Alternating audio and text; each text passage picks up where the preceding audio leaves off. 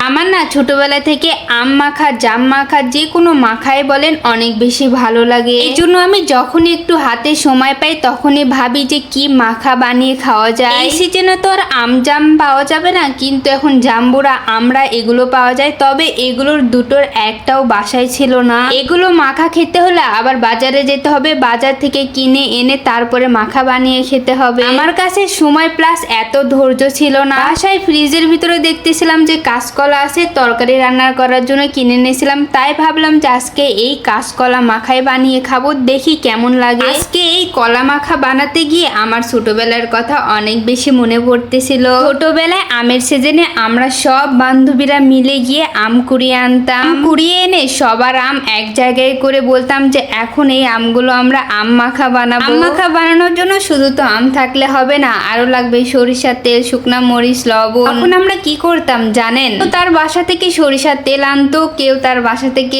শুকনা মরিচ আনতো, কেউ লবণ আনতো। এইগুলো সব এক জায়গায় করে আমরা সবাই মিলে আম মাখা বানিয়ে খেতাম। এটা সত্যি কথা কি জানেন, এই মাখা আইটেমগুলো কিন্তু একা একা খেতে একদমই ভালো লাগে না, সবাই মিলে একসাথে খেলে অনেক বেশি ভালো লাগে। যাই হোক, ছোটবেলা থেকে এখন বড়বেলায় ফিরে আসি, চাইলেও আর ওই সুন্দর মুহূর্ত, সুন্দর দিনগুলো আর ফিরে পাবো না। তবে হ্যাঁ, বড় হয়ে না ছোটবেলার দিনগুলো অনেক পরিমাণে মিস করি। সেই দিনগুলো কত সুন্দর ছিল, তাই না? আমার মনে হয় শুধু আমি না, প্রত্যেকটা মানুষই তার ছোটবেলার শৈশবের দিনটা এখনো ভুলতে পারেনি। তারা চায় সেই শৈশব জীবনটা ফিরে পেতে, কিন্তু এটা চাইলেও কখনোই সম্ভব না। যাই হোক, আপনাদের সাথে ছোটবেলার গল্প শেয়ার করতে করতে এখানে আমি কলাটাকে সুন্দরভাবে কুচি কুচি করে কেটে নিয়েছি। এখন আমি কাঁচামরিচ কেটে নিচ্ছিলাম। এই কাঁচকলা মাখাটা শুকনো মরিচ পুড়িয়ে ভর্তা করলে খেতে অনেক বেশি মজা হতো, কিন্তু দুর্ভাগ্যবশত আমার বাসায় সেই শুকনো মরিচটাও নেই। তাহলে আপনারাই ভাবেন আমি কত গরিব আর